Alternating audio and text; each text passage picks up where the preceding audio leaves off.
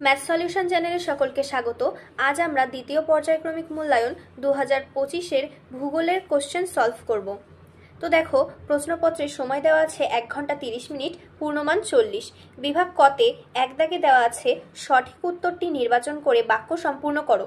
তো দেখো, প্রথমে কোশ্চেন আছে একই অক্ষাংশযুক্ত স্থানগুলির সংযোজক রেখাকে বলে। অপশন এ দেশান্তর রেখা, অপশন বি মূলমধ্য রেখা, অপশন সি সমাক্ষ রেখা, অপশন ডি দ্রাঘিমা রেখা। তো এখানে অ্যান্সার হবে অপশন সি সমাক্ষ রেখা। এরপর 2 দাগ বলেছে আন্তর্জাতিক তারিখ রেখার দুপাশে সময়ের পার্থক্য। অপশন এ 12 ঘন্টার, অপশন বি 24 ঘন্টার, অপশন সি 10 ঘন্টার, অপশন ডি 5 ঘন্টার। তো এখানে অ্যান্সার হবে অপশন বি 24 ঘন্টার। এরপর 3 দাগ বলেছে সমপ্রায় ভূমির মাঝে শক্ত পাথরের টিলার ন্যায় ভূমিরূপকে বলে। Option A delta, option B loess, option C monadnock, option D bajada. তো এখানে অ্যান্সার হবে অপশন সি মোনাডনক। এরপরে 4 দাগের কোশ্চেনে বলেছে ভূপৃষ্ঠে অনুভূমিকভাবে ঘটে।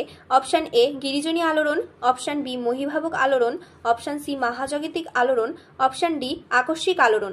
তো এখানে অ্যান্সার হবে অপশন এ গিরিজনী আলোড়ন।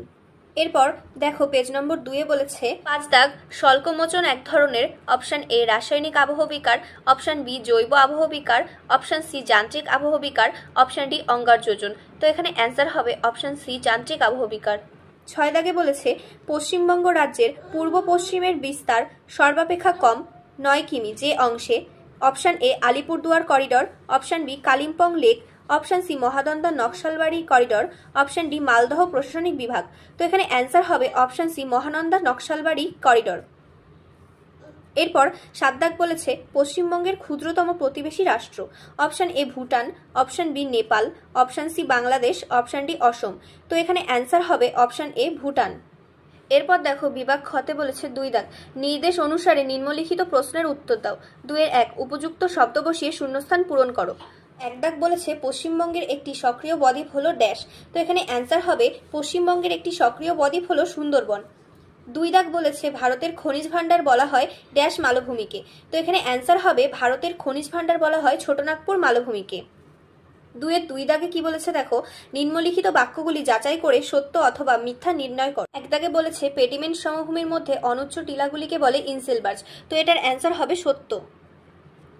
2 দাগ বলেছে নিরক্ষরেখা থেকে মেরুর দিকে গেলে অক্ষাংশের মান ক্রমশ কমতে থাকে।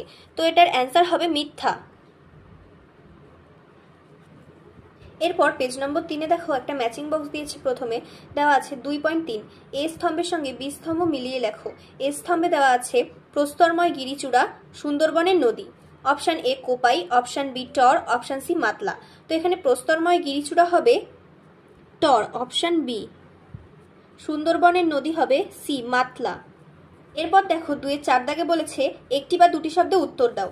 1 দাগে বলেছে আবহবিকার প্রাপ্ত শিলাচূর্ণের শিথিল ভূ আস্তরণকে কি বলে। তো অ্যান্সার হবে আবহবিকার প্রাপ্ত শিলাচূর্ণের শিথিল ভূ আস্তরণকে রেগোলিথ বলা হয়।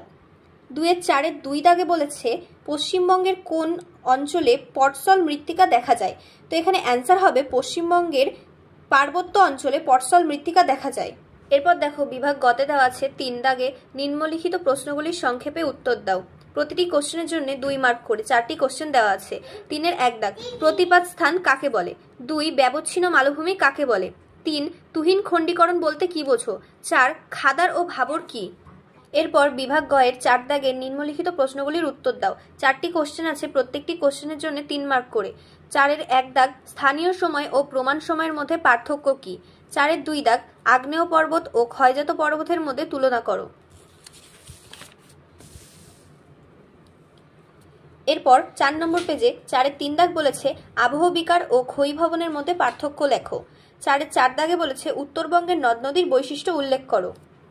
এরপর বিভাগ উমতে দেখো দেওয়া আছে 5 দাগে নিম্নলিখিত প্রশ্নের যথাযথ উত্তর দাও, যে কোনো একটি।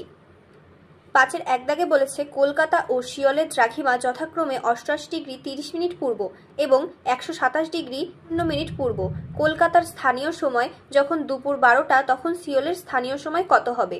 2 দাগের কোশ্চেনে দেওয়া আছে চিত্রসহ স্তূপ পর্বত ও গ্রস্ত উপত্যকার উৎপত্তি ব্যাখ্যা করো। 3 দাগ বলেছে পশ্চিমবঙ্গের তরাই ও ডুয়ার্স সমভূমি অঞ্চলের ভূপ্রাকৃতিক বৈশিষ্ট্য উল্লেখ করো। তো আজকের ভিডিও এখানেই শেষ করছি। ভিডিওটি যদি তোমাদের ভালো লেগে থাকে তাহলে অবশ্যই ভিডিওটিতে লাইক এবং চ্যানেলটিকে সাবস্ক্রাইব করো।